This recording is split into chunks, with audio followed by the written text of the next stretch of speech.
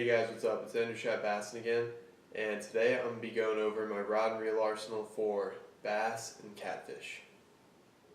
I'm going to start out by explaining my catfish setups, and I just got into that recently this year, but I've had a lot of success, and most of it's been on this rod. It's a 9-foot offshore angler frigate spinning rod.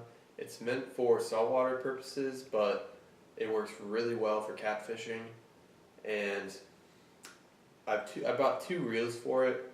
One, it has a little bit bigger of a spool, and I put 65-pound braid on, and I use that mostly for catfishing because the areas where I catfish there's a lot of rocks and snags, and I like being able to pull it off and not get the line cut off if it hits a rock or something. The other reel I have right here, I rigged up with 30-pound braid. It's a fluoro braid mix, I think, and I use that if I'm like surf casting or anything like that, using like lures and stuff for catching ocean fish. Then there's this rod. I've had this for a really long time. I'm not really sure what it is exactly, but it's 7 foot. It's a Shakespeare, and I got it at a combo in some tackle shop up in Massachusetts. And I have 20-pound fluoro rigged up on there, and I use that for catfishing in areas where there aren't many snags like Roach's Run. And this is the Bill Dance Catfish Combo by Quantum, and I have 40-pound braid rigged up on here. This is a really strong rod, but I've had a lot of trouble casting it in the past, so I generally only bring this with me if I'm going to be kayaking because it's great for dropping down, and it's a really stiff, sturdy rod, so yeah. So that concludes all the catfish rods that I have. And now I'm going to move on to my bass rods. Alright, so for my bass rods, I'm going to start out with the lightest tackle first. So this is my spinning rod.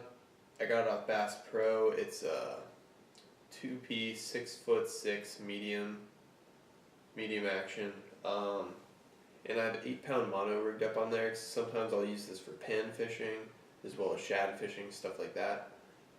It's good for bass too. It's great for drop shots. And occasionally I'll tie a Senko to there if I'm fishing an area with not a lot of snags. It has a really fast tip, and the reel, I've had some trouble with it sticking in the past, but otherwise it's been great. The biggest fish I've caught on here is like a 5-pound bass. So overall, great rod, love it.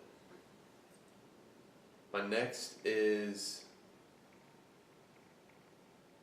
a combo I got from Dick's Sporting Goods, the Quantum Octane.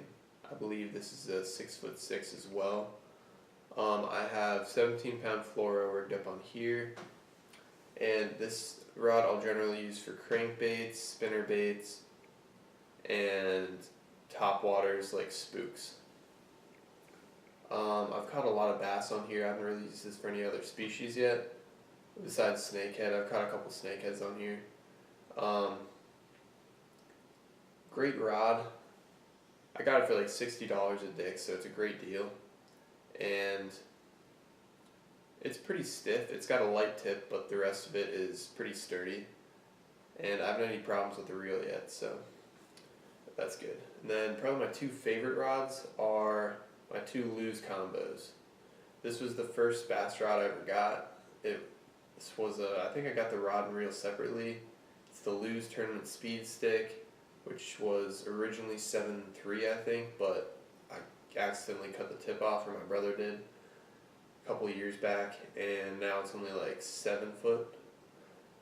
But anyways, this reel's pretty old. I've tried oiling it a couple times and it's still really squeaky, but I have 20-pound braid rigged up on here, and I'll generally use this for jig fishing, like tight cover areas, like lay down, stuff like that. And also for some top water and thick pad fields and stuff like that. So I've caught some big fish on this rod. I've caught that like 10-pound snakehead. I've caught a lot of schoolie stripers on here throwing lures. Overall, this is a great rod. It's really stiff it has a really strong backbone, so I like that. And then when it comes to the other Lew's speed stick that I got, I think this was like $80 at Dick's Sporting Goods. This is probably my favorite rod. It's withstood a lot of big fish. I've caught my PB bluefish on here, which was 15 pounds, 34.5 inches up in Connecticut.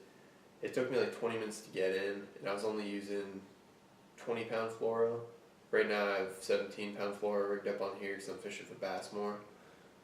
But and yeah, I wasn't even trying to catch the bluefish. I was trying to snag bait with a popper, and I did, and a bluefish came up and took it. So yeah, it took me like 20 minutes to reel this thing in, and it was a monster. I'll put the picture up right here. Anyways, I love this rod though. I've caught a lot of bass on it. I've caught my PB bass on it, which was 8.5 pounds. And I had a problem with it for a while where the spool would just kind of go forward on its own, but it hasn't done that in a while. So overall, really reliable rod. I've been catching a lot of big fish on this for a few years now, and probably my favorite rod in my arsenal. Anyways, so these are my rods. If you guys have any suggestions, leave in the comment box, and thanks again for watching another episode of Andrew Shot Bassin, and keep fishing.